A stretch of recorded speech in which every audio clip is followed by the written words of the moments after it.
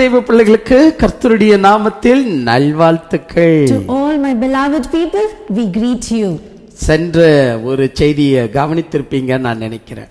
I think you would have listened to the previous sermon, right? சென்ற செய்தியில் தெளிவாக நான் சொல்லியிருந்த எந்த கேள்வி கேட்கணும் எந்த கேள்வி கேட்க கூடாதுன்னு. The last sermon I did specify what are the questions needs to be asked and what not. அதற்காக நான் வெளிப்படுத்தின விசேஷம் தவறு என்று சொல்லல, அறிந்து கொள்வது தவறுன்னு சொல்லல.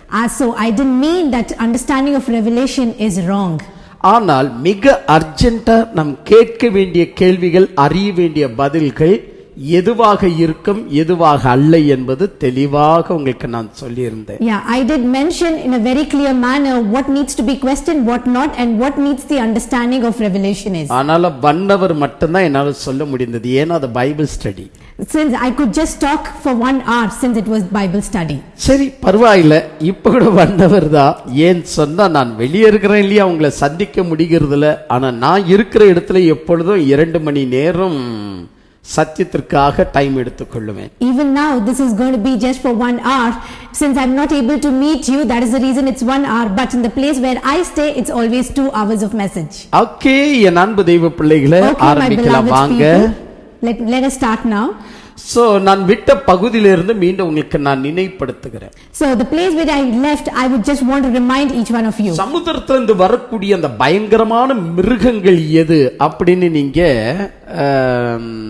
அதை குறித்து அறிந்து கொள்ளணும் அப்படின்னு நீங்க பாக்குறீங்க. So the dangers of animals which came out from the sea, you wanted to understand about that.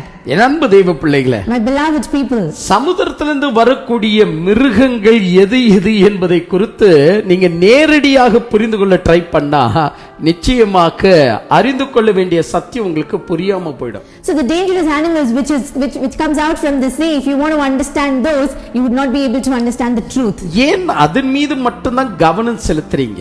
Why are we concentrating just on those animals? அது மீது மட்டும் தான் ஏன் அதிகமான ஆர்வம் கொள்றீங்க? Why are we so keen to understand about those animals? இல்ல, இன்னும் நீங்க அறிய வேண்டிய விஷயம், அற்புதமான விஷயம் இப்ப நான் சொல்றேன், அதை பற்றி நீங்க கேள்வி கேட்கணும். So there are a lot of other important things which you're supposed to know. That's what I'm going to tell now.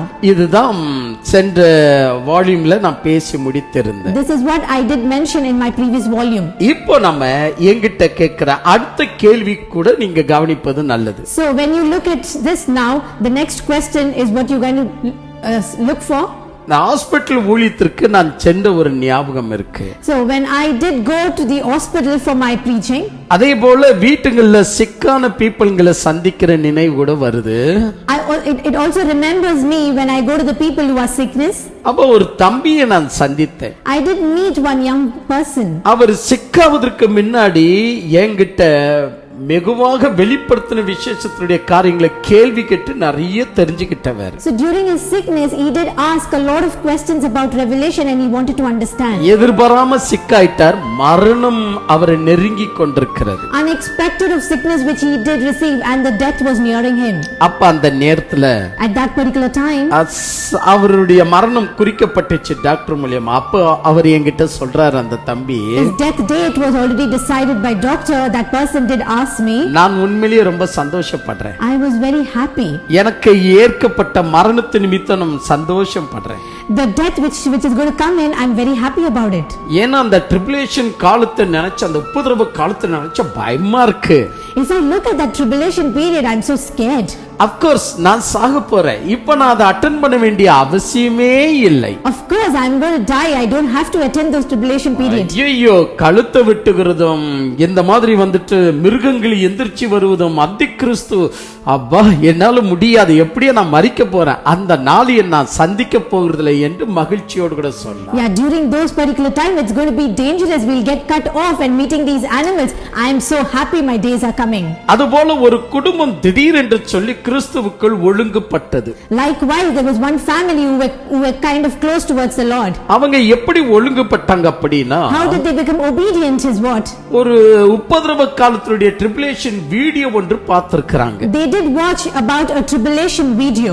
எப்படி எல்லாம் அந்தி கிறிஸ்து துரத்திட்டு வந்து உபத்திரவம் படுத்தி கிறிஸ்தவர்களையும் இஸ்ரேல் ஜனங்களையும் துன்புறுத்துவான் என்று. How an antichrist would come and create a problem for Israel and for us during the tribulation period. அதை பார்த்த பார்த்த உடனே அலறடிச்சு போன் பண்ணி இனிமே நாங்க சபைக்கெல்லாம் ஒழுங்கா வந்துடுறோம் அப்படின்னு சொல்லி அவங்க அந்த ஒழுங்குபடுத்திக்கிட்டாங்க. After watching that video, they kind of realized and they came running towards the church. அவங்களுக்கு நான் நேரடியா சொல்ல முடியாவிட்டாலும் கூட இருந்தவங்களுக்கு நான் சொன்னேன். I couldn't tell them directly, but people who were with me, I did mention.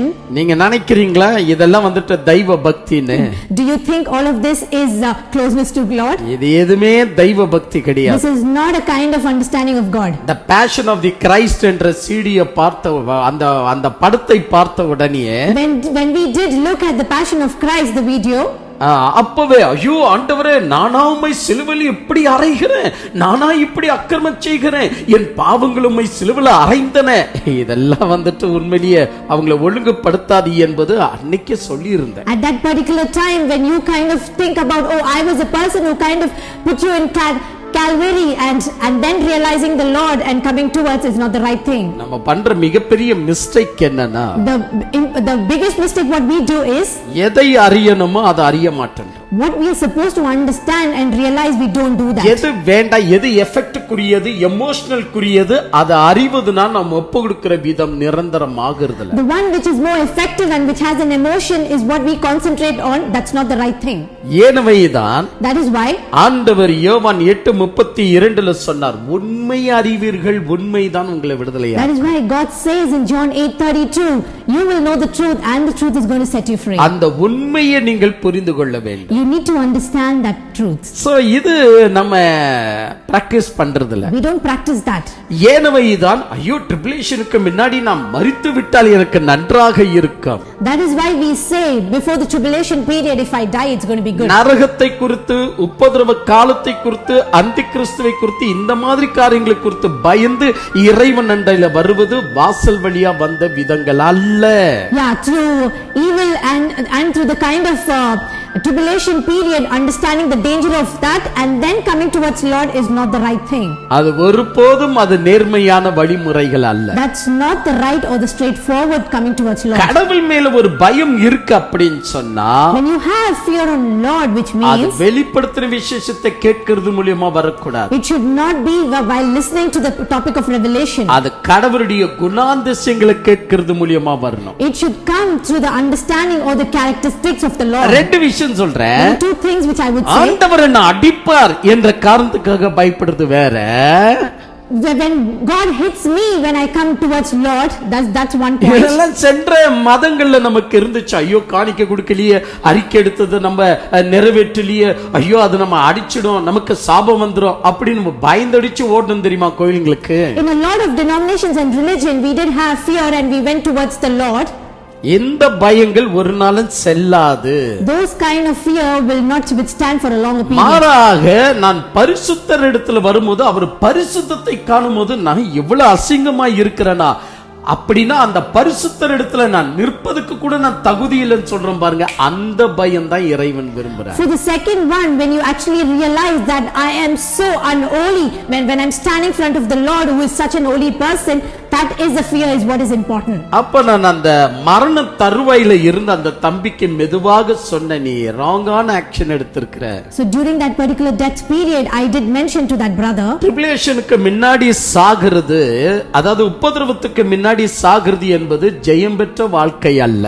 So dying before the tribulation period is not the joy or the victory. உபத்திரவ நாளனிக்கு சாகிறதுக்கு கூட ஞானமுள்ள வாழ்க்கை அல்ல. Even dying during the tribulation period is also not the wisdom. இப்ப என்னப்பா செய்ற? What have you done now? இப்ப என்ன செய்ற? What have you done now? இது கிருபையின் நாள். This is a grace period. தேவ பிரசன்னம் இருக்கக்கூடிய நாள். It is the God's presence. ஆவியானவருடைய ஒத்தாசை இருக்கக்கூடிய நாள்ல இப்ப நீ திருந்தாதவன், இப்ப நீ கீழ்ப்படியாதவன், அப்ப எப்படியா கீழ்ப்படிவ? Through the support of our Holy Spirit, if you are not able to change now, how are you going to change during those days? அதனால இருந்து So அந்த கிறிஸ்து மேல இருக்கிற பயத்துல கிறிஸ்துவுக்கு மரியாதை செலுத்துவது அது நேர்மையான ஞானமுள்ள வாழ்க்கை அல்ல. So the fear of antichrist and then respecting Lord, that's not the good thought what we have. So இந்த மாதிரி கேள்விகளை நிறைய பேர் கேட்பாங்க, இது தப்பு தானே? A lot of people do ask this question, isn't it wrong? எப்படி கேட்பது தப்பு தானே? This is wrong, right? சரி, 9th Okay, so the ninth question. So ninth pointல நிறைய பேர் இன்னொரு क्वेश्चन கேட்பாங்க. So during the ninth point, a lot of people do ask the ninth question. ஐயா, அந்த எக்காலம் என்றால் என்ன? Pastor, what does that trumpet mean? அந்த முத்திரை என்றால் என்ன? What does that seal mean? அந்த பாத்திரம் என்றால் என்ன? What does that bowl mean? 7 பாத்திரங்கள் வார்க்கப்படும்போது 7 விபத்துகளும், 7 முத்திரைகள் உடைக்கப்படும்போது 7 விபத்துகளும், 7 எக்காலம் ஊதும்போது 7 விபத்துகள். என்ன பாஸ்டர் இது? இத பற்றி நிறைய விளக்கம் வேணும். Pastor, what does this 7 bowl and 7 seal and 7 trumpet mean? And during that 7 tribulation, what does all of this mean? இது கூட தப்பு. Even this is wrong. ஏன் அப்படினா, why it means, சொன்ன உடனே சில சூப்பர் ஸ்டார் ஊழியக்காரங்க நினைப்பாங்க, அடடே இது எப்படி தப்பாகும்? எக்காலத்தை பத்தி புரிஞ்சிக்கணும், சீலை பத்தி புரிஞ்சிக்கணும், போல பத்தி புரிஞ்சிக்கணும் அப்படி நீங்க நினைப்பீங்க. So most of these superstar preachers would think about how would this question be wrong? We need to understand about these bowls and tribulations and the seal, right? பெரும்பளவு சபைகள் சத்தியத்தை ஒதுக்கி விட்டது. அதனால இருந்து இவங்களுக்கு எல்லாமே புரிஞ்சிக்கிறது நல்லதாக தோன்றும். So a lot of these informations actually pushed out to understand the truth, and they want to understand every question of this. ஆனால் எதை புரிந்து கொள்ள வேண்டும்? தற்போதுக்கு பிறகு டைம் இருக்கும்போது எதை புரிந்து கொள்ள வேண்டும்? அருகதை இல்லை. So they don't know the difference between what needs to be understood now and later.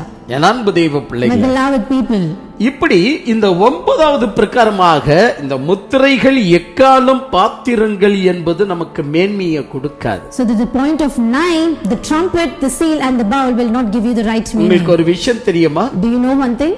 எக்காலம் வரும்போது தூதருங்க கையாளுறாங்க. So during the period of trumpet, the angels rule it. பாத்திரங்கள் வார்க்கப்படுது கூட தூதருடைய கையில இருக்கு. So when the ruling of bowl happens, that's also been ruled by the angels. ஏன் முத்திரை மட்டும் இறைவன் தன் கையில வைத்து அவர் செயலாற்றினார்? Why during the period of seal itself, why God has in his own hand? அப்ப சீல் மற்றும் இறைவனுடைய கையில இருந்து செயலாற்றப்படுகிறது. 6 விபத்துகள் வருகிறது. 7வது பரலோகமே நிசப்தமாகுகிறது. So this seal which happens the 6th times is being handed over by Lord. Why it is being taken over by Lord? வெறும் இந்த சீலை குறித்து மட்டும் மிக அருமையான ஒரு பிரசங்கத்தை செய்திருக்கிற இந்த நேரத்துல என்னால முடியாது பேச, அதனால அதை நேரடியாக கேளுங்களேன். I've taken a brilliant message about the seal and given the 6 examples. Please do listen. என் அன்பு தெய்வ பிள்ளைகளே, my beloved people, so seal மட்டும் இறைவன் தனது கையில செயலாற்றுகிறார் அப்படின்னு சொன்னா அப்ப அங்க என்னமோ ஒரு விஷயம் இருக்குன்னு அர்த்தம். If God has taken that responsibility of handling that seal, that there is some important information to pass on. அப்படினா தூதர் கையில எக்காலம் கொடுக்க காரணம் என்ன? Why did he hand it over to the angels, and what was the reason? அது உண்மையிலேயே ஆராய்ந்து பார்த்தா, so truly if you kind of research and see, நன்றாக ஆராய்ந்து பார்த்தா, if you actually rightly research about இது எப்படி தர்மா இருக்கு? you know how it's going to be? ஒரு ஆபீஸ்க்கு போறேன்னு வெச்சுக்கங்க. If we are going to an office, அந்த ஆபீஸ்ல போயிட்டு நம்முடைய ஃபார்ம் அங்க சப்மிட் பண்றோம். we actually go ahead and submit our forms. அந்த ஃபார்ம் சப்மிட் பண்ணிட்டு when we submit our forms, அவன் கேக்குறதெல்லாம் நம்ம கொடுத்துறோம். whatever he asks we give. யாரு? அந்த ஆபீசர் கேக்குறதெல்லாம் கொடுத்துறோம். so who? The officer, whoever asks, we give it over. எல்லாம் கொடுத்த பின்பு we give everything. சரி நீங்க 3 நாள் விட்டு வாங்கன்னு சொல்லும்போது சரி ஓகே சார் நான் வரேன் சார் அப்படின்னு சொல்லிட்டு போறோமா இல்லையா? so when he says come after 3 days, we hand over everything and we tell okay sir, we'll come back. அந்த 3 நாட்கள் விட்டு நம்ம யோசிக்கிறோம், போன் வருமா, சீக்கிரம் வருமா, இல்ல நாமே போன் பண்ணலாமா? so we think over, like after 3 days will I receive the call or should I call back? Sign போட்டுருப்பாரா? அந்த தரவா அந்த விஷயம் எல்லாம் என் பேர் மேல மாற்றப்பட்டுடுமா? யோசிக்கிறோமா இல்லையா? will everything be signed and will it be documented? Will everything get transferred into my name? We think about it. என் அன்பு தெய்வ பிள்ளைகளே, my beloved people, இவ்வளவுதான் உங்களுக்கு அறிய வேண்டியதாக இருக்கணும். this is what you need to understand. இப்போ அந்த ஃபார்ம் டேபிள்ல இருந்து யார் யார் கிட்ட போது, எத்தனை மணிக்கு போது, எங்கெங்க சைன் போட்டு அத வருகிறது என்கிற நைட் எல்லாம் போய் நாளெல்லாம் போய் அதை ஆராய்ச்சி செய்வது நம்முடைய வேலை அல்ல.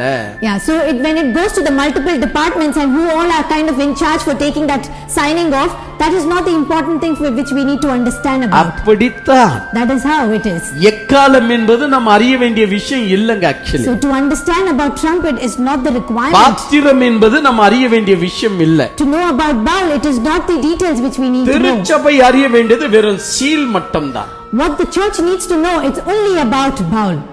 சீல், அதாவது முத்திரை மட்டும்தான். It's only about seal. Sorry. பாத்தீர்களா? Did you see that? என் அன்பு தெய்வ பிள்ளைகளே, The beloved people. இப்படி நம்ம யோசிக்கிறது இல்ல. We don't think like that. எல்லாம் மிக்ஸ் பண்ணி இந்த பிச்சைக்காரன் லாஸ்ட்ல போயிட்டு எல்லா வீட்லயும் பிச்சை எடுத்து அதெல்லாம் மிக்ஸ் பண்ணி சாப்பிடுறான் பாருங்க, அந்த மாதிரி நம்மளுடைய வாழ்க்கை. Like a beggar who kind of goes to multiple houses and gets the food mixed together and eats. That's how our position is. எல்லா இடங்களிலும் இப்படிதான் வெளிப்படுத்தின விசேஷம் எடுக்கப்படுகிறது. In all places this is how the revelation has been thought about. So அதனால இருந்து இந்த 9வது क्वेश्चन கூட சிறந்ததல்ல, மேன்மையானதல்ல.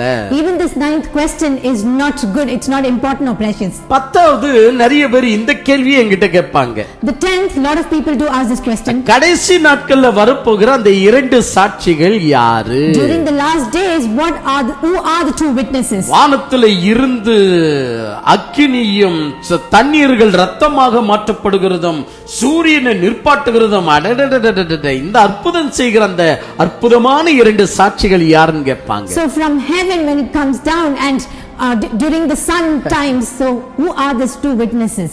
என் அன்பு தெய்வ பிள்ளைகளே, my beloved people, அந்த இரண்டு சாட்சிகள் வரும்போது when these two witnesses do come, திருச்சபை இங்க இருக்க வேண்டிய அவசியம் இல்லை. So the church is not required to be here. ஏன்னா அந்த இரண்டு சாட்சிகள் யார் என்பது அப்புறமா சொல்றேன், அது வேண்டாம் நமக்கு. ஆனா அந்த இரண்டு சாட்சிகள் பழைய ஏற்பாட்டுடைய முறையின்படி வரணும். So I would tell you about these two witnesses later, but this has to come via Old Testament. பழைய ஏற்பாட்டுடைய முறையின்படி வரணும்னா அங்க தற்காலிகமாக புதிய ஏற்பாட்டு close ஆக்கப்படணும். When it has to come via Old Testament, it has to be closed when it comes to the New Testament. பாருங்க, Old Testament close ஆன உடனே New Testament start ஆனது. When the Old Testament got closed, that's how the New Testament started off. இப்ப மறுபடியுமாக Old Testament செயல்படணும்னா New Testament close ஆக்கப்படணும். So now when the Old Testament has to open up, the New Testament has to get closed. So இந்த New Testamentல இருக்கக்கூடிய சபை மேல போன பின்புதான் Old Testamentல மனம் திரும்புதலுக்காக மறுபடியும் அந்த இரண்டு சாட்சிகள் வர வேண்டியதாக இருக்கு. So only when the New Testament gets closed, that's how the new Old Testament needs to work upon, and the two witness should come in. அப்போ இந்த முறை 29வது சத்தியத்தின் பெருவிழாவுல அர்ஜென்ட்டா நான் சொல்ல வேண்டிய விஷயம் இந்த இரண்டு சாட்சிகளா? So during this 29th festival of truth, is this an urgent matter that I need to talk about these two witnesses? இது வேண்டாம். This is not required. உங்களுக்கு மிக அர்ஜென்ட்டானது எது என்பதை குறித்து இப்ப நான் சொல்லுகிறேன். அதுதான் நான் 29வது சத்தியத்தின் பெருவிழாவுல பேச போகிற விஷயம். So I would tell you what is urgent and what you're supposed to know. That's what I'm going to tell you now. உண்மையை அறிவீர்கள், உண்மைதான் உங்களை விடுதலையாக்கும். You will know the truth and the truth is what is going to set you free. உண்மையை அறியும் போதுதான் ஒரு மனிதன் உண்மையிலேயே அதனுடைய ஃபேக்ட் என்ன, அதனுடைய எவிடன்ஸ் என்ன என்பதை அறிந்து கொள்ள முடியும். Only when you know the truth, that's how you will be able to identify what the fact is. So 10வது கேள்வி கூட புத்திசாலித்தன்மையானது அல்ல, அறிய வேண்டிய விஷயத்துடைய ஒரு மேன்மையானதும் அல்ல. So the 10th question also is not an important or it's not a requirement for us. எது urgent அது அறிய வேண்டும். So what is urgent is what you're supposed to know. மிக அர்ஜென்ட்டானது அறிய வேண்டும். So you need to know what is urgent and that is what you're supposed to know about. அங்க apply பண்ணிட்டு சீக்கிரமாக அப்ரூவல் வாங்க வேண்டும். So you need to apply and get the approval there. பெரிய Q ஒன்று இருக்கு. There is a big queue. அதுல 4 கியூகள் இருக்கு. It's been split in 4 different ways. இந்த 4 கியூல எது முக்கியமான கியூல இப்ப நான் நிக்கணும். So I need to know which is an important queue that I need to stand. இதான் ஃபர்ஸ்ட் கேள்வியா உனக்கு வரணும். This is what is the first question you need to have. இந்த கியூ எதற்கு, அந்த கியூ எதற்கு, அந்த லைன் எதற்கு, இதுதான் ஃபர்ஸ்ட் கேள்வி. So you need to have this question of understanding which queue is important for us. இப்போ எதுல நீ வந்துட்டு அப்ரூவல் வாங்கணுமோ அந்த கியூல நீ மூவ் பண்றது தான் சரி. So which queue has the approval, that is where you need to go and stand on. அங்க போய் there if you go, ஒவ்வொரு கியூல இருக்கிற எக்ஸ்பிளனேஷன் கேட்டிட்டு இருப்பானா உன் வாழ்க்கையை நீ வேஸ்ட் பண்ணிட்டு இருக்கற. So if you go to each queue and keep understanding about each one, you're going to lose your life. என் அன்பு தெய்வ பிள்ளைகளே, beloved people, இதாங்க நீங்க சத்தியத்துல அறிய வேண்டிய விஷயம். This is what you're supposed to understand in truth. ஆனா இந்த 29வது சத்தியத்தின் பெருவிழாவுல உங்களுக்கு வெறுமையானதை கொண்டு போகாம உங்களுக்கு தேவையானதை மட்டும் கொண்டு போறேன். So that is what I'm going to talk in 29th festival of truth. I'm not going to get an emptiness. I would give you all the fulfillment of a question and answer. நமக்கு ஒருவேளை இன்னும் வயதையும் டைமையும் கொடுப்பாருன்னா பல விஷயங்களை ஆராயலாமே.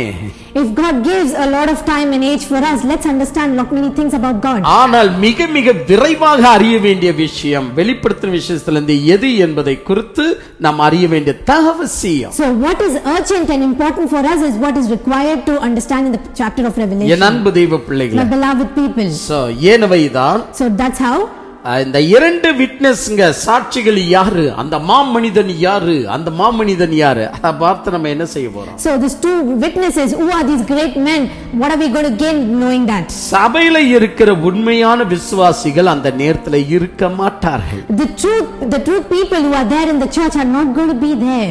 அதனால இந்த இல்லாத விஷயத்தை எதற்கு நம்ம இப்ப தியானம் பண்ணணும்? When we know that it is not going to exist, why should we know about it?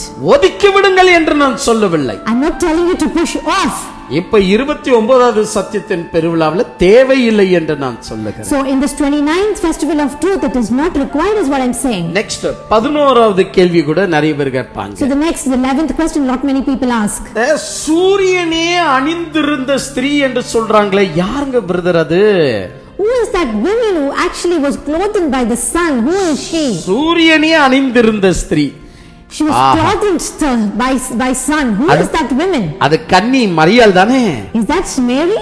அவங்களே முடிவு பண்ணிடுவாங்க. They themselves will decide that it was Virgin Mary.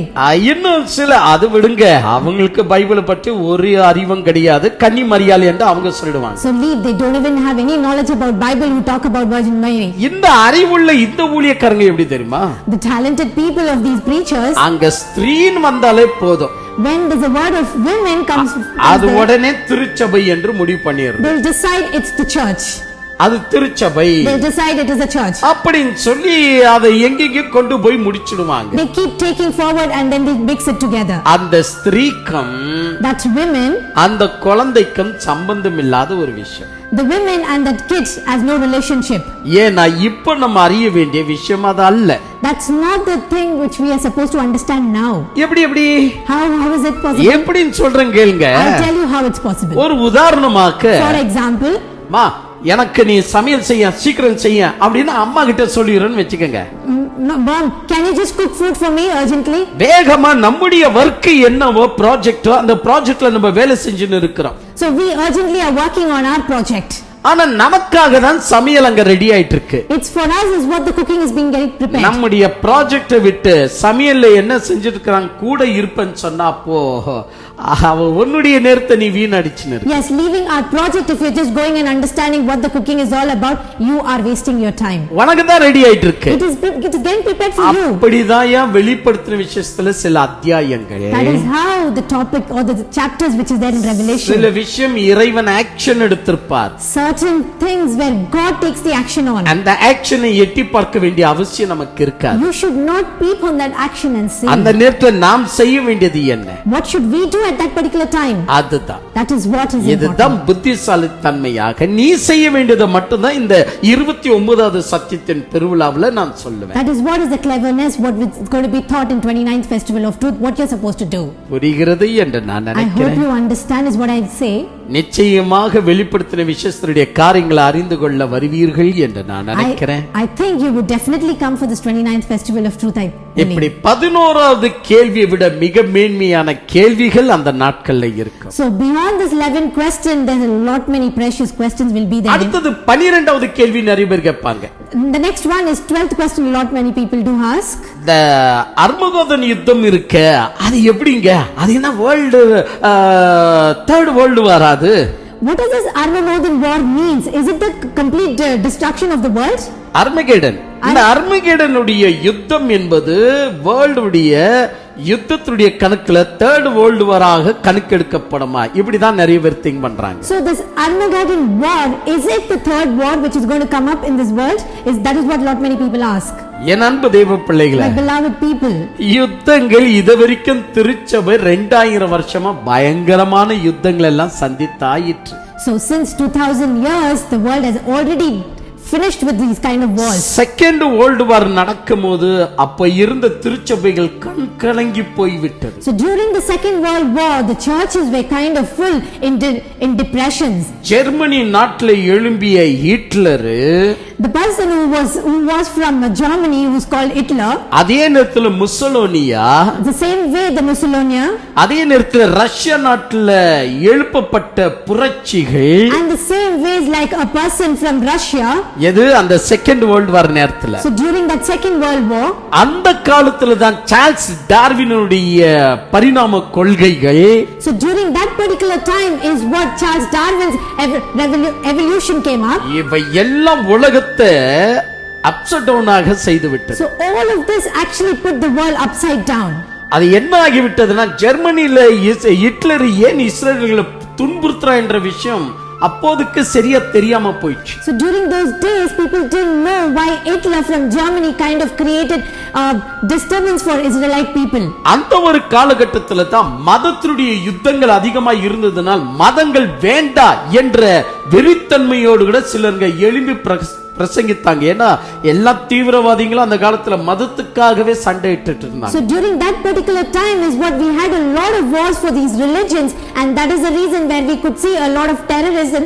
We're kind of fighting for these எல்லாம் மதத்துடைய விஷயத்துல தான் யுத்தங்களே அதிகமா இருந்துச்சு. So the war was all about this related to religions. அப்ப நிறைய பேர் மதங்கள் வேண்டாம், கடவுள் என்ற விஷயம் தான் இன்னைக்கு மனிதன் வாழ விட மாட்டேங்கிறது, மதங்களை விட்டு மனிதன் நேர்மையை யோசிங்கன்னு நிறைய பேர் பெரியவங்க எடுத்து சொன்ன காலம் அது. So the war was all about religion, and that is the reason people said stop the religion and let's just go with the humanity. இந்த நேரத்துல சார்ல்ஸ் டார்வினுடைய பரிமாண கொள்கை உள்ள வந்ததனால் மிக்ஸ் ஆகி போச்சு, கடவுள் இல்லை என்ற பகுதிக்குள்ள மனுஷன் இல்லை. So during this time when Charles Darwin evolution came up, it was a mixture and a confusion for people, and they started thinking that there's no God. ஏன்னா செகண்ட் வேர்ல்ட் வார் நேரத்துல என்னெல்லாம் புத்தகங்கள் வெளியிட்டார்கள், அந்த புத்தகங்கள் எல்லாம் நான் அப்படியெல்லாம் காலகட்டத்துக்கு ஏற்றபடி வாங்கி படிக்கிறவன் நான். So during the second world war there were a lot of books which came up, and I'm the person who kind of read those particular books. அப்பதான் எனக்கு தெரிந்தது வேணுமென்று கடவுள் இல்லை, கடவுள் இல்லைன்னு சொல்ல வரல, மதத்தின் டார்ச்சரால தான் சில பெரியவங்க அருமையான விஷயம் கொண்டு வந்தாங்க, கடவுள் விஷயம் செகண்ட், மனித விஷயம் ஃபர்ஸ்ட் கொண்டு வந்தாங்க. So there was a reason when people did say there's no God, because these were the major causes for it, and that is the reason where people left stating no God and believed in the human. இந்த விஷயம் தெளிவாக புரிந்து கொண்ட பின்புதான் நான் பெரியாரை மிகவும் நேசிக்க ஆரம்பிச்சேன். Only after understanding this I started loving Periyar. ஆனா பெரியாருடைய கொள்கையை பரவக்கூடிய அந்த மக்கச்சாமரா நீங்க இப்படி சொல்லல, அவங்களுடைய குறிக்கோள் என்னன்னா கடவுள் இல்லை என்பது தான் எனக்கு நிறைய அறிவிச்சிட்டாங்க. So what does this Periyar mean? That he misunderstood and said there's no God and started looking up his own goals and evolution. பெரியாருடைய நோக்கம் அதல்ல. But he didn't have this intention. அவர் கடவுளுக்கு விரோதி அல்ல. He is not against Lord. கடவுள் இல்லை என்ற கொள்கைக்கு அவர் முக்கியத்துவம் கொடுக்கல. He didn't say that there's no God and he didn't give importance for that. மனித நேய்மை மனிதனுக்குள்ள வரணும். So he wanted to make sure that the goal of a human needs to come forward. என்ப நானா அவருடைய புத்தகத்தை தடுமாறி எனக்கு தெரிஞ்ச தமிழ்ல வாசித்து முன்ன போகும்போதான் தெரிஞ்சிருந்த இந்த மக்கச்சாமரன் கிட்ட போய் நம்ம கேட்டுட்டு இருந்தோம் பாரு இவ்வளவு வருஷம். Only when I started reading the books I understood that it was a foolishness that I read these particular books by அன்பு தெய்வ பிள்ளைகளே, my beloved people. அப்போ அந்த நாட்கள்ல during those days நடந்த விஷயம், அன்னைக்கு இருந்த செகண்ட் வேர்ல்ட் வார் நேரத்துல திருச்சபை கண் கலங்கி போயிட்டது, ஹிட்லர் தான் அந்தி கிறிஸ்து நினைச்சிட்டாங்க. Oh, the churches were kind of depressed and demolished and thought that Hitler was the Antichrist. அப்ப அந்த யுத்தங்கள் எல்லாம் சந்தித்த பின்புதானே இப்ப கூட திருச்சபை முன்ன போயிட்டு இருக்கு. So during that particular time we kind of fought the war, and even now we still are serving, right? என் அன்பு தெய்வ பிள்ளைகளே, my beloved people, அர்மகெதன் யுத்தம் என்பது வெறுமனையாக அந்த யுத்தத்தை அறிந்து போய் என்ன செய்ய போற? Armageddon war, what would you benefit by understanding this? அந்த யுத்தத்தின் வாயிலாக So that kind of a war, திருச்சபைக்கு இருக்க வேண்டிய நன்மை தீமை என்ன என்பதெல்லாம் பைபிள்ல வேறு விதமா சொல்லப்பட்டிருக்கு. இப்ப நான் பழைய விதமா செகண்ட் வேர்ல்ட் வாருடைய விஷயம் இன்னைக்கு நிறைய புத்தகங்கள் அப்படிதான் சொல்லப்பட்டிருக்கு. So the good and the bad deeds which is going to happen during that particular war, is it a requirement? அந்த அர்ஜென்ட்டா அறிய வேண்டிய விஷயம் இதுவும் அல்ல. This is also not an urgent question for us to understand. இதை விட இன்னொரு விஷயத்திற்கு வரணும். More than that, there is lot many precious questions to understand. அதுதான் இப்பொழுது இந்த கூட்டத்துல நான் எடுக்க போகிறேன். That is what I am going to teach you in 29 sessions. சரி விடுங்க, 13வது கேள்வி நான் உங்களுக்கு சொல்லிட்டு நான் முன்ன போயிடுறேன். Okay, let me tell the 13th question and move forward. 13வது கேள்வி. What is the 13th question? பரலோகத்துல தங்கத்தால் செய்யப்பட்ட வீதி இருக்குமே, அது எப்படி, அதை பற்றி வீடியோ ஏதாவது இருக்கா? அது எப்படி இருக்குங்க, கொஞ்சம் எக்ஸ்பிளைன் பண்ணுங்க. In heaven, the streets which is made out of gold, can you explain about this particular street which is being made out of gold? இல்ல, உண்மையிலேயே சொல்றேன். I would truly say, கிறிஸ்தவர்களாகி 5 வருஷம் 6 வருஷம் 7 வருஷம் 20 வருஷமாய் கூட தங்கத்தால் வீதி என்றால் என்னன்னு இன்னும் ஊழியக்காரங்களுக்கு தெரியாது. So being in Christian since more than years, from 5 to 10 and 20, even now people don't know what does this heavenly created gold street mean. Bible என்ன அர்த்தத்துல ஒவ்வொரு விஷயத்தையும் சொல்லுகிறது? What does Bible say and what is the meaning of everything what's put it across? சமுத்திரத்துல ஆழத்துல இறங்கி முத்துவை எடுத்தாலும் மிஞ்சினால் முத்து பெரிய முத்து என்று சொன்னால் ஒரு இவ்வளவு பெரிய முத்து கிடைக்கும், அவ்வளவுதான். So if you go underneath this sea and then take out the pearl, there's a meaning in it. ஆனால் வெளிப்படுத்தின விசேஷத்துல ஒரு முத்து ஏறக்குறைய 160 அடி முத்து, இது எங்காவது கிடைக்குமா? So in Revelation, if you look at that pearl which has the height of 160 feet, can you imagine? சரி விடு, கடவுளால் கிடைக்கும் தான் வெச்சுக்குவோம். So leave it, you know, okay, it will come from God. ஒரு முத்தால one pearl ஒரு 160 door செய்யப்பட்டிருக்கிறதா? Oh, 100 feet high door has been made. ஏன் 160 அடி என்று பைபிள் சொல்லுது? Why does Bible say 160 feet? ஏன் ஒரு முத்தால ஒரு door செய்யப்பட்டதுன்னு சொல்லப்பட்டுச்சு? Why in one pearl the door is being made? What is the purpose? அப்படி என்றால் 12 முத்துகளால 12 டோர்கள், வாசல்கள் எப்படி செய்யப்பட்டது? So in 12 pearl, the 12 doors, how did it be made? அதனுடைய மோட்டிவேஷன் என்ன, அதனுடைய பர்பஸ் என்ன? What is the motivation and purpose of that? அப்ப என்ன மோட்டிவேஷன், என்ன பர்பஸ்க்காக முத்து என்று சொல்லப்பட்டது? So what was the purpose and motivation where the pearl was being told? யோசிக்கணும். Can you think about it? யோசிக்கிறதுல You don't think. அது வீடியோல பார்க்கணும். முத்தால எப்படி அந்த டோர் இருக்கும், ஐயோ இந்த மகிமையான பரலோகத்துக்கு நான் வரணுமே. You just want to see in that video how this pearl, how big it is. You're just so eager to see the video. என் அன்பு தெய்வ பிள்ளைகளே, My beloved people, நீங்க கொஞ்சம் யோசிங்க. you need to just think a little. நல்லா யோசிங்க. Just think a little. Tollgate அப்படின்னு சொல்லி நம்ம என்னது ஊருங்களுக்கு போகும்போது டோல்கேட்டுங்க அங்கங்க வரும். So we have this toll gate when you keep traveling, when you keep traveling. நம்ம நாட்டுல உண்மையிலேயே சொல்லப்போம், நம்ம நாடுன்னு சொல்லக்கூடாது, எல்லா நாட்டிலையும் சொல்லலாம், பராமரிப்பது என்பது டோல்கேட்டுக்காரன் கொடுத்துறாங்க. So not only in our place, it's even outside the other countries where you do see this toll. எங்கெல்லாம் டோல்கேட் வருகிறதோ, where all the toll is, அங்கெல்லாம் ஆக்சிடென்ட்ங்க ரொம்ப கம்மி. There accident is very minimal. அங்க விபத்துகள் ரொம்ப குறைவு. There's a lot of minimum in the dangerous happening. அங்க யாரும் நம்முடைய காரை பறித்து யாரும் எதையும் செய்ய முடியாது. அந்த டோல்கேட் இந்த பகுதியிலிருந்து அந்த பகுதி முடிகிற வரைக்கும் அந்த ரோடுகள் அவ்வளவு அழகாக இருக்கும். So from one toll another toll, the safety is going to be more. We would not have any kidnaps or any other issues over the way. எனக்கு கொஞ்சம் துரதிர்ஷ்டம். I was kind of disappointed. அது என்ன அப்படினு சொன்னா, எனக்கு பெரும்பளவு பகல்ல நான் பிரயாணம் செய்ய முடியறதில்ல. I usually don't travel during the daytime. இரவு நேரங்கள் தான் என்னுடைய கார்ல நான் போயிட்டு இருப்பேன். I always travel during night. இரவு நேரங்கள்ல வேகமாக போகிறது அல்லவிட்டா எப்படி இருந்தாலும் இரவு நேரங்கள்ல தான் நான் பிரயாணம் பண்ணணும். Most of the time I travel during the night time. So என்னுடைய கார்ல வேற யாரும் இருக்க மாட்டாங்க.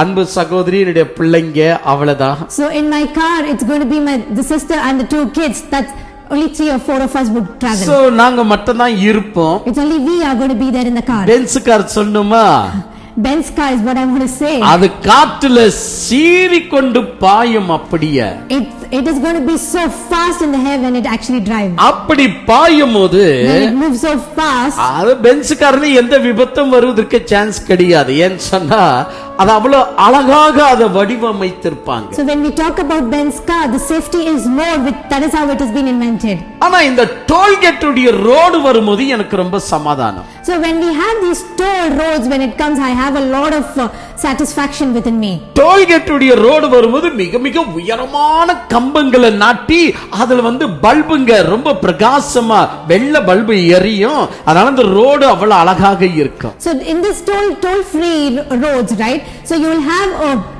roads which has a poles with the brightness in it, the lights in it. நல்ல யோசித்து பாருங்க. Think properly. அந்த மேல வச்சிருக்கிற லைட்டை கொண்டு வந்து ரோட்ல வெச்சா எப்படி இருக்கும்? When you take that light and keep it on the road, how it's going to be? யோசிங்க. Can you think? ரோட கோல்ட்ல பண்ணிட்டா, if you make the road in gold, நடக்கவோ பிரயாணம் பண்ணவோ முடியுமா? is it possible for us to travel? யோசிங்களா? Did you think about it? அட கண்ணு கூச்சல் எப்படி இருக்கும்? How would your eyes take that? It's going to blink. இது உண்மையிலேயே நமக்கு ஏற்புடையதாக இருக்குமா? ரோடு கோல்ட் ஆயிட்டா, is it the right way? Can we accept in case if the road is going to be in gold? எல்லாம் யோசித்து பாருங்க. Can you think properly? Actually, new ஜெருசலேம்ல அவருடைய வீதிகள் எல்லாம் கோல்டா இருக்காங்க. காரணம் சொன்னதே வேற, நீ மனசுல வச்சிட்டு எக்ஸ்பிளைன் பண்றதே வேற. In Jerusalem, the word what is being told about road being in gold, it has a different meaning, but what we have understood is completely different. தகாசமா பிரசங்கம் பண்ணுவாங்க நமது ஊழியர்ங்க. So differently our preachers would preach about this. இங்க இருக்கிற MLA போல அங்க இல்லை. The MLA who is present here is not the same MLA there. அங்க road, இங்க ரோடெல்லாம் எதுமே ரெடி இல்ல. No, the roads are not ready. கர்ப்பிணி ஸ்திரீ கூட ஆட்டோலயே பிரசவ வேதனை முடிஞ்சிருது. A woman in a pregnancy would actually deliver in the altar. ஆனா அங்க பரலோகம் தங்கத்தால் வீதி இருக்கும். But in heaven the roads are going to be built with gold. இந்த முட்டாளு விசுவாசிங்க அதுக்கெல்லாம் சேர்த்து கையை தட்டின்னு இருப்பாங்க. These foolish people who listen to it also keep clapping hands. எதற்கு தங்கத்தால வீதி? Why is the road ஏன் தங்கத்தால் வீதி போடணும்? Why the road is made out of gold? கேள்வி எல்லாம் கேக்குறது இல்லையா? Don't question any of this. அதனால இருந்து நமக்கு அதுல இருக்கிற உண்மை எது என்று தெரிகிறது இல்ல. So we don't understand what's the truth is in it. அதனால இந்த 13வது கேள்வி கூட ஏற்புடையதல்ல, மேன்மை உடையது அல்ல. So even this 13th question is not important nor precious. அதை விட இன்னும் ஒரு படி நாம் முன்னேறி காட்ட வேண்டும். Beyond this is what we need to kind of step forward and show. என் அன்பு தெய்வ பிள்ளைகளே, my beloved people, நம்முடைய வாழ்க்கையை குறித்து கொஞ்சம் யோசித்து பார்க்கலாம். we need to think about our life. எத்தனை நாட்கள்ல எத்தனை விதங்கள்ல உண்மையிலேயே நாம் வந்துட்டு சத்தியத்தினுடைய அடிப்படையில ஒவ்வொன்றையும் யோசிக்கிறோம். How long or how many times have we thought about our life is towards the truth? சத்தியம் சொன்ன உடனே நிறைய பேர் சொல்றாங்க, அப்போ நாங்க என்ன பிசாசிய போதிக்கிறோம், நாங்க கூட தான் சத்தியத்தை சொல்றோம். So lot many think when I say truth, do I teach evil instead of truth? 99.9 ஊழியர்கள் சத்தியத்தை பேசுகிறது இல்ல. 99.9% the preachers don't teach truth at all. அவங்களுக்கு சத்தியம் என்றால் என்னன்னு தெரியாது. They don't know what truth means. பரிசுத்தமாய் இருக்கிறது சத்தியம் என்று நினைக்கிறார்கள். They think being holiness is truth. ஜெபம் அபிஷேகத்தை குறிக்கிறது சத்தியம் என்று நினைக்கிறார்கள். So the prayer and having the blessing is what they think it is. இயேசு கிறிஸ்துவை தெய்வம் என்று சொல்வது சத்தியம் என்று நினைக்கிறார்கள். So telling Jesus Christ is the Lord is what the truth is, what they say. இதுதான் சத்தியம் என்று அவர்கள் நினைத்து நாள்தோறும் பிரசங்கிப்பார்கள். This is what is truth is what they think and they keep preaching every day. இதற்கு மேலே, it's beyond this. இதற்கு மேலே, it is more beyond this. என் அன்பு தெய்வ பிள்ளைகளே, my beloved people, சோ அதனால இந்த 13 கேள்விகளை விட மேன்மையான கேள்விகளை நோக்கி செல்லலாமா? So beyond the studying questions, can we go and see what are these precious questions going to be? கேள்விகளை இரண்டு வகைப்படணும். So in questions there are two different types. இரண்டு வகைப்படணும். There are two things. ஒன்று கைவிடப்படுகிற நேரத்துல வருகிற கேள்விகள், இன்னொன்று எடுத்துக்கொள்ளப்படுகிறவன் கேட்க வேண்டிய கேள்வி. So one is when we are left over is the question what we are supposed to get, and the second one when we are kind of rapturing is the next mode of question. இந்த இரண்டு விஷயம் அவசியம். These kind of two different type of question is important. இப்போ நீங்க யாருன்னு நான் கேக்குறேன். Now I'm asking you, who are you? நீங்க கைவிடப்பட்டு போகிறீங்களா இல்ல எடுத்துக்கொள்ளப்பட போறீங்களா? So are you the people who are going to be left over, or are you going to be the people who are going to get raptured? யாருக்கு தெரியும் brother? Who knows about this, brother? Oh brother. Oh brother. அப்படின்னு நிறைய பேர் கைவிடப்பட்ட அந்த விஷயம் சொல்லுங்களேன். Okay, the people who are kind of left over, tell us about that. இல்ல நான் தெரியாம கேக்குறேன். Okay, I'm just asking you without knowing. கார்ல நீங்க டிரைவ் பண்றீங்க. So you're driving a car. அப்ப அந்த கார்ல புது கார் வாங்கின உடனே அந்த புது கார்ல நீங்க கேட்க வேண்டிய விஷயம் எல்லாம், பிரசன்ட்க்கு இருக்க வேண்டிய விஷயம் தான் கேட்பீங்க. So when you buy a new car, when you ask questions, you are going to ask about the present situation. அந்த காருக்கு என்னெல்லாம் விபத்து வரும், அது நடு ரோட்ல நின்னா நான் என்ன செய்யணும், இந்த கேள்வி எல்லாம் அங்க கேட்க மாட்டீங்க. So you would not ask about the question about the dangerous what's going to happen in the car, whether it will stop. Those questions will not be asked. இப்போ அந்த புதிய காரை நம்ம எப்படி செலுத்தணும்? So how the new car would be taken at the current situation? ஏன் அங்க உனக்கு அந்த புத்தி இருக்க, ஏன் சபையில உனக்கு அந்த புத்தி இல்ல? So when you have knowledge towards that, why don't you have knowledge when you come to இப்போ நாம டிராவல் பண்ண வேண்டியது ஆகாயத்தை நோக்கி, அதாவது கிறிஸ்துவின் வருகையை நோக்கி. So now we are supposed to travel looking at our Christ towards going to the heaven. எதற்கு வந்துட்டு கைவிடப்பட்ட நேரத்துல நடக்க வேண்டிய விதங்களை குறித்து நாம எதுக்கு கேள்வி கேட்கணும்? Why should we ask questions when we are left over, which is not a requirement? நீங்க நினைக்கலாம் தெரிஞ்சுக்கிறது நல்லதுதானே அப்படின்னு. So you might think, okay, knowing about it is right. தப்புன்னு சொல்லல. I'm not telling it's wrong. எல்லாவற்றையும் தெரிஞ்சுக்கணும், அது தவறு கிடையாது. You need to know everything, that is not wrong. ஆனா விஷயம் என்ன தெரியுமா? But do you know what is the main thing? நல்லதை புரிந்து கொள்ளும்போது ஆட்டோமேட்டிக்காக கெட்டதுடைய உணர்வு என்ன என்பது புரிந்து கொள்ளும். So when you start understanding the right thing, you will know the differences of wrong and the differences of eliminating the wrong aspect. அதுதான். That is what it is. எடுத்துக்கொள்ளப்பட வேண்டிய விஷயத்தை குறித்து நம்ம சரியா தெரிஞ்சுக்கிட்டா கைவிடப்பட வேண்டிய நேரத்துல நம்ம அந்த விஷயம் ஆட்டோமேட்டிக்காக அவருடைய ஆன்சர் கிடைக்கும். So when you know that while traveling towards the heaven, when you taken off, if you know about that, the leftover will not be a question for us. என் அன்பு தெய்வ பிள்ளைகளே, my beloved people. So இப்படி இரண்டு வகைப்படுகிற கேள்விகளை பிரிச்சிடுங்க. So you need to split these kind of two different questions. சாதாரண அந்த இரண்டு வகையில, so these two ways, நீங்க உண்மையிலே கைவிடப்பட்டு போகிற ஆதங்கத்தில் கேள்விகளை எழுப்ப வேண்டாம். So the leftovers, those kind of questions need not be asked. எடுத்துக்கொள்ளப்பட வேண்டும் என்ற நல்ல நோக்கத்தில் வெளிப்படுத்தின விசேஷத்துடைய கேள்விகளை நாம் கேட்க வேண்டும். So you need to question about the rapture and the taken over. Those are the important questions need to be asked in Revelation. இதுதான் நீங்கள் அர்ஜென்ட்டா அறிய வேண்டிய பதில்கள். These are the urgent answers which you are supposed to know. மிக மிக அர்ஜென்ட்டானது. Very urgent answers to know. சரி, எப்படி எல்லாம் அர்ஜென்ட்டானது? Okay, how all it is important and urgent? எப்படி எல்லாம் இருக்கும்? How it's going to be? First கேள்வி, அந்த நாள்ல நான் எடுக்கிற ஃபர்ஸ்ட் கேள்வி எதுவாக இருக்கும்னா, so the first question what it is going to be during that festival of truth is, நான் எடுத்துக்கொள்ளப்படுவேன் என்பது நான் எப்படி உறுதியாக நம்புவது? okay, how am I going to be raptured and how confident am I going to be that நான் கிறிஸ்துவின் வருகையில எடுத்துக்கொள்ளப்படுவேன் என்கிற கான்ஃபிடென்ட்டை நான் எப்படி வர வெச்சுக்கிறது? how would I gain confidence during the time of Christ that I am going to be raptured? இது வெளிப்படுத்தின விசேஷத்தை தியானிக்கிற முறை. This is how you supposed to meditate the chapter of Revelation. அங்க இருக்கிற விபத்துகளை எல்லாமே சொல்லிட்டு, just not talking about all the dangerous stuff what's happening. நீங்க கைவிடப்பட்டீங்கன்னா அந்த கிறிஸ்து இப்படி வெட்டுவான். if you have taken off from the hand, you would be caught by the antichrist. இப்படி அந்த கிறிஸ்து உங்களை கொல்லுவான். this is how antichrist will kill you. இப்பவே ஒப்புக்கொடுங்கன்னு சொல்றது புத்திசாலித்தனம். just surrender now itself, and that is how if you say that's not the right thing. இது புத்திசாலித்தனம். it is not a clever aspect. எனக்கு சொல்லி கொடுத்த ஊழியக்காரங்க எல்லாம் அதுங்க ஒரு மக்க சாம்பறாங்க. இப்படி தான் என்ன சொல்லி என்ன தீர்த்து விட்டானா. this is how most of my preachers have thought and driven me.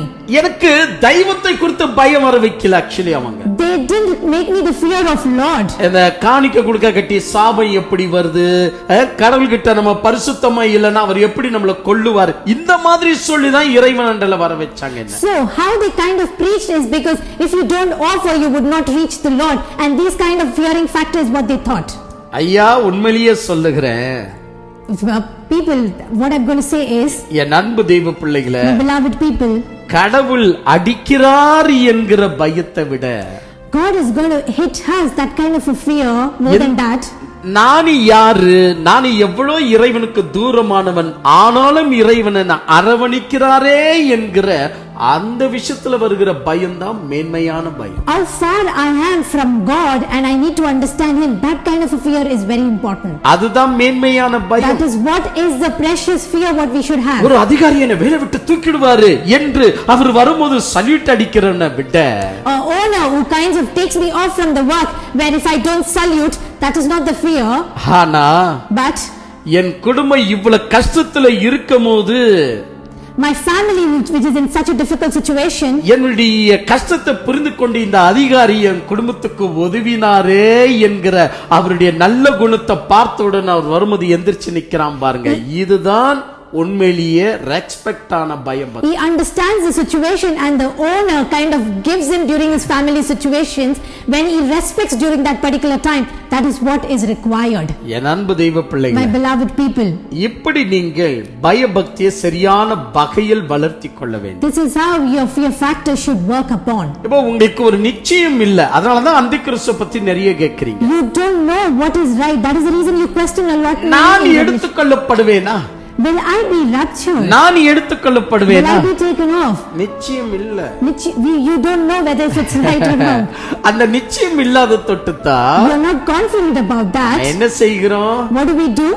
அந்திகிறிஸ்து பத்தி நிறைய கேள்விகளை கேட்கிறோம். So that is the reason we ask a lot of questions about Antichrist. இந்த 29வது சத்தியத்தின் பெருவிழாவுல நீங்க எடுத்துக்கொள்ளப்படுறீங்களா இல்லையா? இந்த நிச்சயத்தை வரவிக்கிறதா இந்த 3 நாட்களும் வெளிப்படுத்தின விசேஷத்துடைய மிக அருமையான கேள்வி பதில். So in this 29th festival of truth, whether if you are going to be raptured is what is important thing and you would know more about it. இரண்டாவது, the second one, இரண்டாவது என்னன்னா, what is the second one means? நம்மள ஒருத்தர் பாடினார் பாருங்க. In our place there is a person who sang a song. இலைகள் எல்லாம் மருந்தாகணும். All the leaves needs to become medicine. கனிகள் எல்லாம் உணவாகணும். All the fruits needs to be food for us. இலைகள் எல்லாம் மருந்தாகணும், கனிகள் எல்லாம் உணவாகணும் என்று அவர் பாடியது இந்த வெளிப்படுத்தின விசேஷம் 22ஆம் அதிகாரத்தை வைத்து. So all of these leaves which becomes medicine and all of these fruits become food for us. That's a song what he sang. இல்ல நான் தெரியாம கேக்குறேன். No, without knowing I'm just asking. பரலோகம் என்று சொல்லக்கூடிய இந்த நியூ ஜெருசலேம் என்று சொல்லக்கூடிய இந்த இடம், so what is this heaven and new Jerusalem? அங்க சாபம் என்பது இல்லை. There is no curses. அங்க மரணம் என்பது இல்லை. There is no death. அங்க கண்ணீர் என்பது இல்லை. There is no cryness. அங்க அவதிப்படுகிற நோய் என்பது இல்லை. There is no struggle of diseases. எதுமே இல்லன்னு சொல்லுகிற இடத்துல when there is nothing is the place where you say எதுக்கு மருந்து? Why do you need medicine? இலைகள் எல்லாம் ஏன் மருந்தாகணும்? Why should all the leaves become medicine? கனிகள் எல்லாம் ஏன் உணவாகணும்? Why all the fruits needs to become food? சரி விடுங்க, உணவு என்பது ஒரு பக்கம் பக்குவமா எடுத்துக்கலாம். ஆனா இலைகள் எதற்கு மருந்து? அங்கதான் கண்ணீர் இல்ல, மரணம் இல்ல, வியாதி இல்லையே. Okay, leave it. Food is important, but why would we need medicine when there is no disease, when there is no problems and struggles? இதெல்லாம் புரிஞ்சிக்க ஆர்வம் இல்லல்ல. You would not have keen to understand these யார் kind of questions. Who is Antichrist? யார் அந்த இரண்டு சாட்சிகள்? Who are those two witnesses? எது அந்த மிருகம்? What is that animal is all about? பலவீனம் இப்படி இருக்கிற தொட்டு தான் நிறைய ஊழியக்காரங்க உங்க வாழ்க்கையில விளையாடுறாங்க. So this is a weakness what you have. That is a reason preachers play in your life. இந்த மாதிரி எஃபெக்டிவ் ஃபுல்லான எமோஷனல் ஃபுல்லான விஷயங்களை சொல்லி உங்களை தக்க வெச்சுக்கிறாங்க. So these kind of effective and emotion things what they say and safeguard you. எனக்கு எவரையும் தக்க வைக்க வேண்டிய அவசியமே இல்லை. I don't have to keep safeguard anybody. உண்மையா சொல்றேன். I'm telling you truly. நான் ஏன் உன்னை தக்க வெச்சுக்கணும்? Why should I keep you? ஏன் நான் உன்னை தக்க வெச்சுக்கணும்? Why should I safeguard you? நான் என்ன சிலுவையில மரித்த இரட்சகரா நானே? Did I die in the cross like Christ? கிறிஸ்து தான் உங்களை தக்க வெச்சுக்கிறார். God is the one who is supposed to safeguard you. அப்ப அவர் கூட எப்படி தக்க வெச்சுக்கிறார் தெரியுமா? How is he going to keep and save you? அகங்காரத்துல சத்தியத்தை அறியாம வெளிய போறான்னு சொன்னா போ. If with your attitude and anger if you're going out, please do. என் நாடுகள் எனக்கு செவி கொடுக்கும். My sheep will give ears to my words. அவ்வளவுதான் ஆண்டவர். That's all his God is. அந்த செவி கொடுக்கிறவனை பற்றி ஆண்டவருக்கு நல்லா தெரியும். So who give ears, God knows about that person. என் அன்பு தெய்வ பிள்ளைகளே, my beloved people, so தேவனுக்கு செவி கொடுக்கணும் என்றால் if you give ears to Lord, சத்தியம் என்பது இன்னும் அதிகமா தேவைப்பட ஆரம்பிக்கும். So the truth is what is going to be more and more. தேவனுக்கு நீங்க செவி கொடுக்கல அப்படினா, if you don't give ears to the Lord, ஆசீர்வாதங்கள் நிறைய தேவைப்படும். you will have a lot of blessings. ஆனா அந்த ஊழியக்காரங்க வெறும் ஆசீர்வாதத்தை குறித்து போதிக்கிறாங்க. That is why all of these preachers talk about blessing. பன்றிகளுக்கு தேவை அந்த கெழுங்கு தானே, போட்டுட்டு போனா நல்லதா? So for this pig which needs potato, they keep giving that. திருந்தாத Jenmangal. They don't change at all. எந்த விஷயத்திலும் திருந்தாத ஜென்மங்கள். They don't change in any matter. சத்தியத்தை அறியுங்க. You need to understand the truth. 1 தீமோத்தேயு 2:4 எல்லா மனிதர்கள் ரட்சிக்கப்படும் சத்தியத்தை அறிகிற அறிவில வளரும் தேவன் சித்தமுள்ளவராய் இருக்கிறார். In 1 Timothy 2:4 what God says, all people need to be saved and understand the word of truth what God says. அதற்கு செவி கொடுங்க. give years for that. தேவையில்லாத விஷயம் எல்லாம் வேண்டாம். Don't give time for unwanted things. So இப்பொழுது இரண்டாவது கேள்வி உங்களுக்கு நான் சொல்லிக் கொடுக்க வேண்டிய மிக அருமையான விஷயம் தான். So the second question is what I'm going to tell you. ஏன் இலைகள் எல்லாம் மருந்தாகணும்? Why all of these leaves needs to become ஏன் medicine? இலைகள் எல்லாம் மருந்தாகணும்? Why leaves has to become medicine? இது மிக அருமையாக இருக்கு. This is very important thing. So third கேள்வி. The third one. மூன்றாவது கேள்வி. The third question.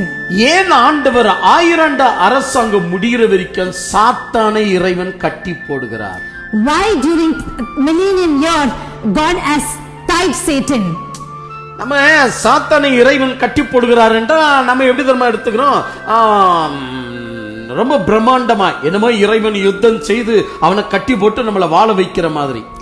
If why God has tied Satan, it's because when God fights and defeats him, that is what we think about it. ஆதியாகமம் புத்தகத்திலே இருந்து from the chapter of Genesis வெளிப்படுத்தின விசேஷம் வரைக்கும் வரும்போது until Revelation when we come, ஏன் ஆண்டவர் சாத்தானை கட்டி போடுகிறார் என்ற விஷயம் வருகிற அர்த்தமே வேற.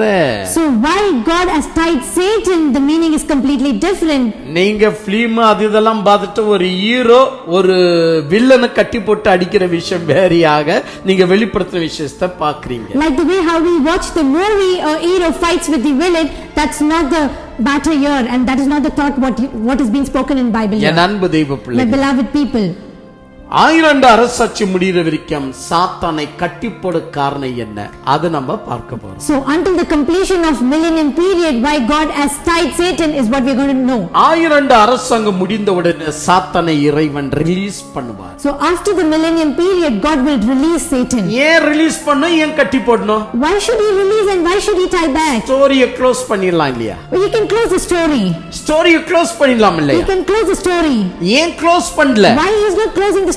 ஏன் கட்டி போடுகிறார்? ஏன் ரிலீஸ் பண்ணுகிறார்? Why did he tie and why is he releasing off? கட்டி போடுறதுனால என்ன நன்மை வந்துச்சு? இப்ப ரிலீஸ் பண்றதுனால அத்தனை நன்மை கெட்டு போச்சு.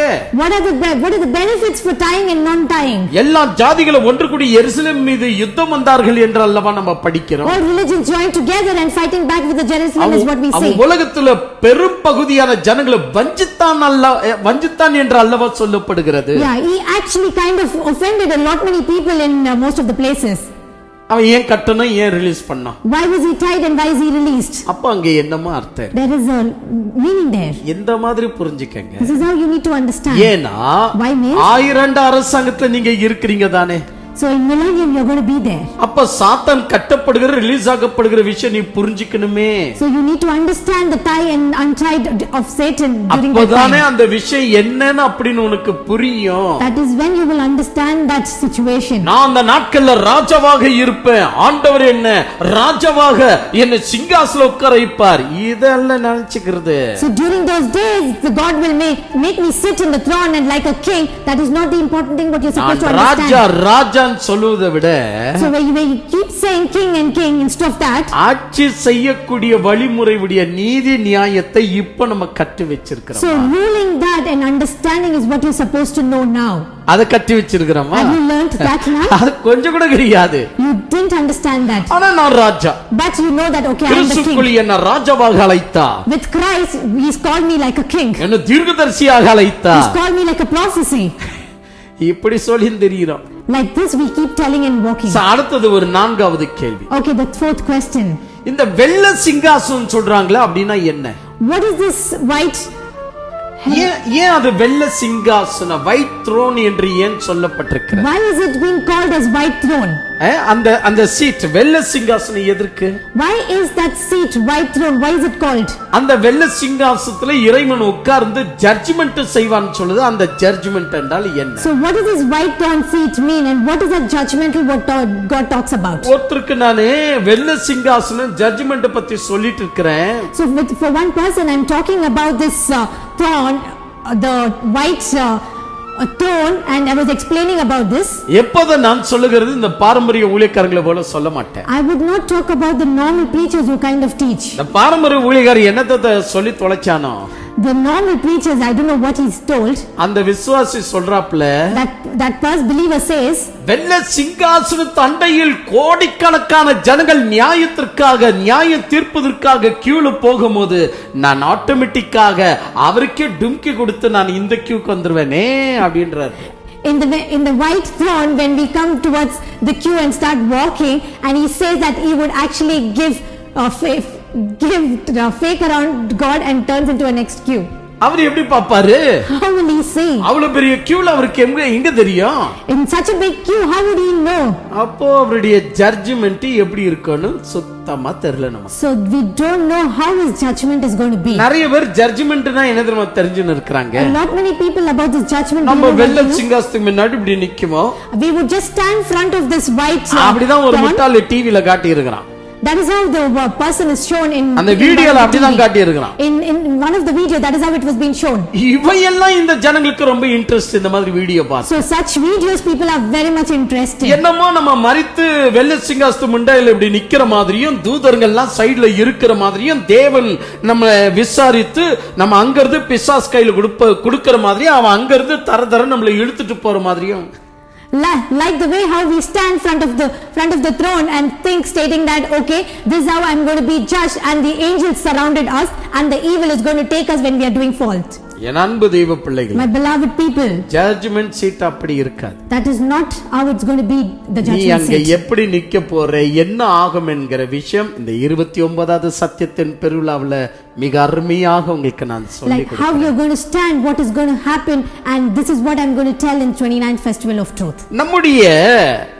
நம்முடைய பேச்சு, our talks, நம்முடைய Dress, our dress, நம்முடைய எழுத்து, our writings, ஸ்டேட்டஸ்ல என்ன வைக்கிறோமோ அங்கதான் உன் ஸ்டேட்டஸ் என்னன்னு தெரிய வரும். So what we keep in our status is what your status will be felt. உன்னுடைய ரியல் ஸ்டேட்டஸ் என்னன்னு நீ வைக்கிற ஸ்டேட்டஸை வச்சே பார்க்கலாம். Your real status would get to be known only through your the status what you keep. எவ்வளவு நாள் மாத்தி வைக்குமோ?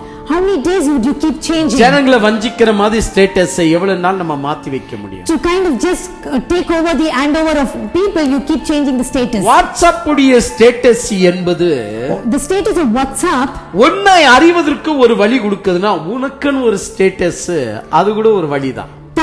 that actually realizes of you, this is also a kind of a status. என் அன்பு தெய்வ பிள்ளைகளே, my beloved people, சத்தியம் ஒரு மனிதனுக்குள்ள வரும்போது அவனுடைய ஸ்டேட்டஸே வேற மாதிரியா மாறுது. So when the truth comes for a person, his status itself is completely different. அப்ப அவனுடைய பேச்சு வார்த்தைகள், அவன் உரைக்கக்கூடிய சத்தியம், அவன் நடத்தக்கூடிய சபை எல்லாமே டிஃபரெண்டா மாறுது. So when a person knows about the truth, his standards, his teaching, his preaching, everything is going to be different. நிறைய பேர் அந்த பகுதிக்குள்ள இல்லையே. Nobody is in that way. எல்லாம் தேன் கொட்டுற மாதிரி ஆசீர்வாதத்தை குறித்து பிரசங்கம் பண்ணுவாங்க. So everybody like in honey, they just talk about blessing. ஆனால் அங்க கிறிஸ்துவை குறித்து அறிய வேண்டியது ஒன்றுமே இருக்காது. So there to know about Christ, nothing is going to be there. என்னடா கிறிஸ்து குறித்து அறிய போறோம்? ஒன்றுமே இருக்காது. What is that we're not going to know about Christ? Nothing. 1 hour எனக்கு முடியுதுங்க. I think 1 hour is getting over. நான் இந்த கேள்வி எல்லாம் சொல்லுவேன் நான் நினைச்சேன், ஆனா முடியல. இப்ப நான் சொன்ன இந்த 3 கேள்வியே உங்களுக்கு புரிஞ்சிருக்கும். I thought that I would tell you all these questions, but the time didn't perceive me. அதுபோல 5வது கேள்வி, likewise the 5th question is, millennium ஆட்சி என்றால் என்ன, நியூ ஜெருசலேம் என்றால் என்ன? What does millennium period mean and the new Jerusalem mean? அதாவது 1000 அரசாங்கம் என்றால் என்ன, நியூ ஜெருசலேம் என்றால் என்ன? So what is millennium mean and the new Jerusalem mean? அதாவது பரலோக ராஜ்யம் என்றால் என்ன, தேவ ராஜ்யம் என்றால் என்ன? So what is the heavenly mean and what is the God's? அதே நேரத்துல பரலோகம் என்றால் என்ன, நியூ ஜெருசலேம் என்றால் என்ன? And also what does heaven mean and what does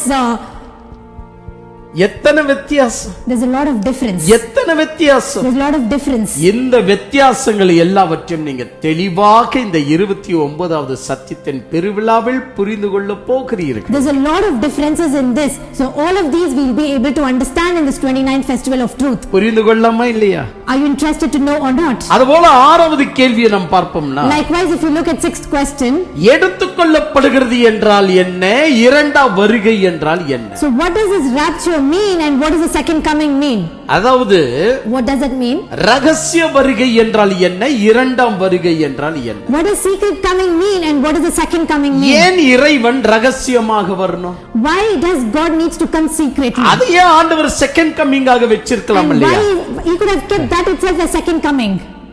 இரண்டாம் வருகை வேற, ரகசிய வருகை வேற. Second coming and secret coming is different. இந்த இரண்டுக்கும் இருக்கக்கூடிய வித்தியாசம் என்ன என்பதை குறித்து அந்த நாட்கள்ல நம்ம ஆராய்ந்து அறிய போறோம். So we would be able to understand the difference between both of this during those days. ஏழாவது கேள்வி. So the seventh question is, முதல் உயிர்த்தெழுதல் என்று சொல்லப்பட்டிருக்கு. so the first rapture, what does it mean? முதல் உயிர்த்தெழுதல் என்றால் என்ன? So what does the first rapture mean? No, resurrection. The first resurrection means, so முதல் உயிர்த்தெழுதல். So what does first resurrection mean? என்னது? What does that mean? எப்படி பல கேள்விகளுக்கு அந்த 3 நாட்கள் மிக அருமையாக அந்த கூட்டம் வைக்கப்பட்டிருக்கு. So likewise there are multiple questions which is being kept in that festival of truth. எல்லாமே இலவசம்தான். Everything is free. வாங்க. Please do come. கர்த்தர் ஆசீர்வதிப்பாராக. God will bless each one of you. கூட்டத்தை நான் முடிக்கிறேன். I'm going to end the session. முழங்கால் படியிடுங்க. Everybody kneel down. இந்த கூட்டத்திற்காக ஜெபம் பண்ணுங்க. Let's pray for this particular session. இந்த கூட்டத்தை தாங்கிக் கொள்ளுங்க. Let's work for this blessings. இந்த கூட்டத்துல வந்து பங்கு பெறுங்க. Come do participate for this seminar. கர்த்தர் உங்களை ஆசீர்வதித்து ஆண்டவர் வழி நடத்துவாராக. God will bless each one of you and he will show you the way. தேவன் உங்களோடு கூட இருப்பாராக. God is going to be with you. யாராவது உங்க கூட்டத்துல இருந்து முன்னாடி வருவீங்களா? If somebody could come forward in your group. ஜெபத்துல நடத்துங்க. Can you just lead through the prayer? கர்த்தர் உங்களை ஆசீர்வதிப்பாராக. God bless each one of you. கூட்டத்துல சந்திக்கலாமா? Let's meet in the சரியா festival of இன்னும் truth. ஒரு வாரம் இருக்கு. Exactly, it's going to be a week. ஒரு வாரம் தானே? Among 1 week. ஒரு வாரம் இருக்கு. It's just exactly. வாங்க, கர்த்தர் உங்களை ஆசீர்வதித்து அந்த நாள்ல நாம் இருவரும் சந்திக்கும்படி இறைவன் உதவி செய்வாராக. Please do come. God's going to bless you. Let's all of us meet in 29th Festival of Truth. Amen. அன்பான தெய்வ ஜனங்களுக்கு கர்த்தருடைய நாமத்தில் நல்வாழ்த்துக்கள். இப்பொழுது நீங்கள் கேட்ட இந்த சத்தியத்தை போலவே பல 1000 ஆண்டுகளாக பேசப்படாமல் புதைக்கப்பட்டு இருக்கிற ரகசியங்களை நமது சகோதரர் F.Joel டேவிட் அவர்கள் மிக அழகாக சத்தியத்தை சத்தியவர்ணமாகவே கொடுத்துள்ளார். நமது ஊழியக்காரர் கொடுக்கின்ற ஒவ்வொரு செய்தியும் நம்மை தேவனிடத்தில் கிட்ட சேரத்தக்கது. அது மட்டுமல்லாமல் நாம் சத்தியத்தின் பாதையில் நடக்கவும் நமது வாழ்க்கையை தேவனிடத்தில் சீர்திருத்திக் கொள்ளவும் ஒரு ஒளியாக உள்ளது.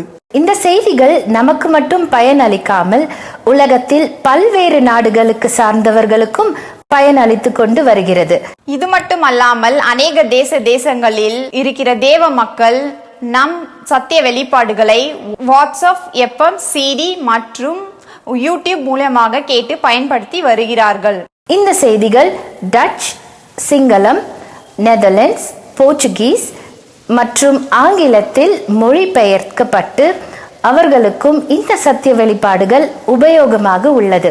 மற்றும் நம் ஊழியர் பேசியிருக்கிற சில செய்திகளில் 583 மணி நேரமும், இன்னும் சில சத்திய வெளிப்பாடுகள் 582 மணி நேரம் கொண்டதும், இன்னும் சில சத்திய வெளிப்பாடுகள் 980 மணி நேரம் கொண்டதும், இன்னும் சில சத்திய வெளிப்பாடுகள் 1500 மணி நேரம் கொண்டதும், இன்னும் சில சத்திய வெளிப்பாடுகள் 1767 மணி நேரம் கொண்டதும், இப்படி மொத்தமாக 5412 மணி நேரம் சத்திய வெளிப்பாடுகள் உள்ளது. கூடுதலாக 35,000 மணி நேரம் பேசியுள்ள மிக பிரம்மாண்டமான செய்தி நமது இடத்தில் உள்ளது. எனவே பிரியமானவர்களே, நமது கிறிஸ்து உரைத்த வாக்கின்படி யோவான் 8:32 சத்தியத்தை அறிவீர்கள், சத்தியம் உங்களை விடுதலையாக்கும் மற்றும் 1 தீமோத்தேயு 2:4 படி எல்லா மனுஷர்களும் ரட்சிக்கப்படவும் சத்தியத்தை அறிகின்ற அறிவில் வளரவும் தேவன் தாமே சித்தமுள்ளவராய் இருக்கிறார் என்ற வாக்கின்படி இன்றும் நமது ஜார்ட் மினிஸ்ட்ரி அயராமல் உழைத்து வருகிறது. எனவே பிரியமானவர்களே, இது போன்ற பிரம்மாண்டமான சத்திய வெளிப்பாடுகளை சந்தாதாரர் பகுதியில் அநேக பிள்ளைகள் கேட்டு பயனடைந்து வருகிறார்கள். இந்த செய்திகளை நீங்கள் பெற்று பயனடைய சந்தாதர் பகுதியில் இணைந்து கொள்ளுங்கள். சந்தாதர் பகுதி என்பது அரைமனைக்கான செய்தி ஆகும். இந்த செய்திகளை நாங்கள் தினம்தோறும் கேட்டு மிகுந்த பயனடைகிறோம். சந்தாதர் செய்திகள் என்பது அரை மணிக்குண்டான செய்திகள். இந்த செய்திகள் மூலமாக நாங்கள் மிகுந்த பிரயோஜனம் அடைந்து வருகிறோம். இந்த செய்திகள் பல புத்தகங்களுக்கு சமமாக உள்ளது. இவ்வகையான செய்தியை நீங்கள் வாழ்க்கையில் ஒரு முறையாவது கேட்க வேண்டும் என்று அன்போடு கேட்டுக்கொள்கிறோம். நாங்கள் உங்களுக்கு தனிப்பட்ட விதத்தில் வாட்ஸ்அப்பிலோ, டெலிகிராமிலோ அல்லது வேறொரு தனிப்பட்ட ஆப்பிலோ நாங்கள் உங்களுக்கு மட்டுமே அனுப்பி கொடுக்கின்ற இந்த சத்திய வெளிப்பாடுகளை நீங்கள் கேட்டு சத்தியத்தில் வளர்ந்து வருவது எங்களுக்கு மிகவும் சந்தோஷமாக உள்ளது. பிரியமானவர்களே, கர்த்தருடைய நாமத்திலே உங்களுக்கு நல்வாழ்த்துக்கள். பிரியமான சகோதர சகோதரிகளே, சத்தியத்துக்காகவும் சத்தியத்திலும் நீங்கள் உறுதியாய் இருப்பது எங்களுக்கு மிகவும் மகிழ்ச்சியாய் உள்ளது. நாங்கள் உங்களுக்கு தனிப்பட்ட விதத்தில் வாட்ஸ்அப்பிலோ டெலிகிராமிலோ அல்லது வேற ஒரு சோஷியல் மீடியா மூலியமாகவோ உங்களுக்கு மட்டுமே அனுப்பி கொடுக்கின்ற செய்திகளை நீங்கள் கேட்டு பயனடைந்து வருவது எங்களுக்கு மிகவும் மகிழ்ச்சியாய் உள்ளது. ஆனால் நீங்கள் வீட்டில் சும்மா இருக்கும்போதோ அல்லது டிராவலில் இருக்கும்போதோ ஒரு முறை அல்ல ஒவ்வொரு முறையும் யூடியூபுக்கு சென்று அங்கே நீங்கள் செய்திகளை கேட்கும்போது, நீங்கள் லைக் கொடுத்து சப்ஸ்கிரைப் செய்யும்போது சத்தியத்துக்குரிய புதிய அப்டேட்கள் உங்களுக்கு அறிவிக்கப்படும். தினந்தோறும் கேட்கப்படுகிறதான ஒவ்வொரு சத்திய வெளிப்பாடுகளை சந்தாதார பகுதியில் கேட்பது மாற்றமல்லாமல் யூடியூபில் சென்று லைக் பண்ணுங்க, சப்ஸ்கிரைப் பண்ணுங்க. இப்படிப்பட்ட சத்திய வெளிப்பாட்டு கேட்க மிஸ் பண்ணாது இருங்கள். இப்படியாக இந்த சத்திய வெளிப்பாடை கேட்க வேண்டும் என்று ஆர்வத்தோடு இருக்கிற தேவ பிள்ளைகள் நம் ஸ்கிரீன்ல வருகின்ற நம்பர்களுக்கு தொடர்பு கொள்ளுங்கள். நம்பர் 9880510712 மற்றும் 6360697395. இந்த நம்பர்களுக்கு தொடர்பு கொள்ளுங்கள். தேங்க்யூ. Praise the Lord.